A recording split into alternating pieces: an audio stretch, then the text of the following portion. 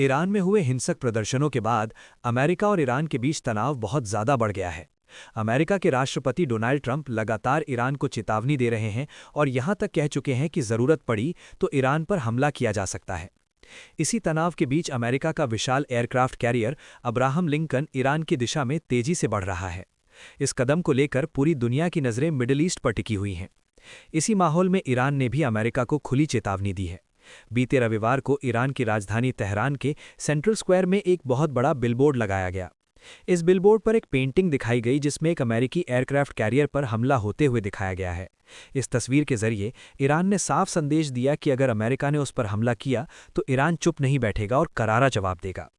ये पेंटिंग सीधे तौर पर अमेरिका को डराने और चेतावनी देने के लिए लगाई गई थी। अमेरिकी राष्ट्रपति डोनाल्ड ट्रंप ने बीते गुरुवार को कहा था कि अमेरिका का एक बहुत बड़ा एयरक्राफ्ट कैरियर उस दिशा में भेजा जा रहा है। उन्होंने ये भी कहा कि उम्मीद है कि हमें इसका इस्तेमाल नहीं करना पड़ेगा। ट्रंप के इस बयान से साफ है कि अमेरिका इसे एहतियात के तौर पर भेज रहा है, लेकिन ज़रूरत पड़ने पर इसी एयरक्राफ्ट कैरियर से ईरान पर हमला किया जा सकता है। अब्राहम लिंकन जैसे एयरक्राफ्ट कैरियर पर सैकड़ों लड़ाकू विमान, मिसाइलें और हज़ारों सैनिक मौजूद रहते हैं, जो किसी भी बड़े सैन्य अभियान को अंजाम देने में सक्षम होते हैं। दूसरी तरफ ईरान भी पीछे हटने को तैयार नहीं दिख रहा है। शनिवार को ईरान के अर्धसैनिक संगठन रेवोल्यूशनरी गार्ड के कमांडर ने अमेरिका को सख्त चेतावनी दी। उन्होंने कहा कि ईरानी सेना पहले से कहीं ज़्यादा तैयार है और उनकी उंगली ट्रिगर पर है।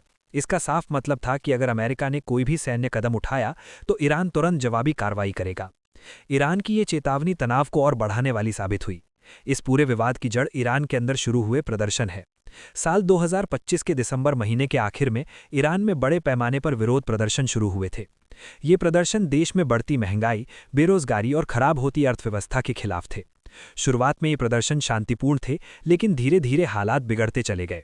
ईरान का आरोप है कि इन प्रदर्शनों को अमेरिका और इजरायल का समर्थन मिला, जिसके बाद ये हिंसक हो गए। हिंसक प्रदर्शनों के दौरान सरकारी इमारतों को नुकसान पहुंचाया गया और सुरक्षा बलों पर हमले किए गए। हालात को काबू में करने के लिए ईरानी सरकार ने सख्ती दिखाई और बल प्रयोग किया। इस कार्रवाई में कई प्रदर्शनकारियों की मौत हो गई। हालांकि ईरान सरकार ने इस बारे में कोई आधिकारिक आंकड़ा जारी नहीं किया। इसके अलावा ईरान ने बड़ी संख्या में लोगों को गिरफ्तार भी किया।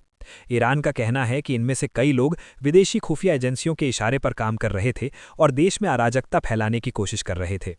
मीडिया रिपोर्ट्स में दावा किया गया कि ईरान करीब 800 ऐसे गिरफ्तार प्रदर्शनकारियों को फांसी देने की तैयारी कर रहा था। इन रिपोर्ट्स के सामने आने के बाद अमेरिका ने तीखी प्रतिक्रिया दी। राष्ट्रपति डोनाल्ड ट्रंप ने ईरान पर गंभीर आरोप लगाए और कहा कि अगर ईरान ने प्रदर्शनकारियों को फांसी दी तो अमेरिका चुप नहीं बैठेगा। ट्रंप ने खुले तौर पर ईरान पर हमले की धमकी दे डाली। इसके बाद दोनों देशों के बीच तनाव अपने चरम पर पहुंच गया। हाल ही में ट्रंप ने दावा किया कि ईरान ने लगभग 800 गिरफ्तार प्रदर्शनकारियों की फांसी पर रोक लगा दी है। ट्रंप ने संकेत दिया कि इसी वजह से उन्होंने अब तक ईरान पर हमला नहीं किया है। उन्होंने ये भी कहा कि अगर फांसी रोकने का फैसला बरकरार रहता है तो अमेरिका हमला नहीं करेगा। हालांकि ट्रंप ने यह साफ कर दिया कि उनके सभी विकल्प खुले हुए हैं, यानी हालात बिगड़ने पर अमेरिका कभी भी ईरान पर हमला कर सकता है। कुल मिलाकर स्थिति बेहद नाजुक बनी हुई है। एक तरफ अमेरिका का शक्तिशाली एयरक्राफ्ट कैरियर ईरान की ओर बढ़ रहा है तो दूसरी तरफ ईरान खुली चेतावनियां दे रहा है। अगर दोनों देशों के बीच जरा सी भी चूक हुई तो ये टकराव बड़े युद्ध में बदल सकता है। इस तनाव का असर सिर्फ अमेरिका और ईरान तक सीमित नहीं रहेगा, बल्कि पूरा मिडल ईस्ट और दुनिया इसकी चपेट में आ सकती है। अभी पूरी दुनिया यही उम्मीद कर रही है कि बातचीत के जरिए हालात संभाले जाएं और युद्ध टल जाए।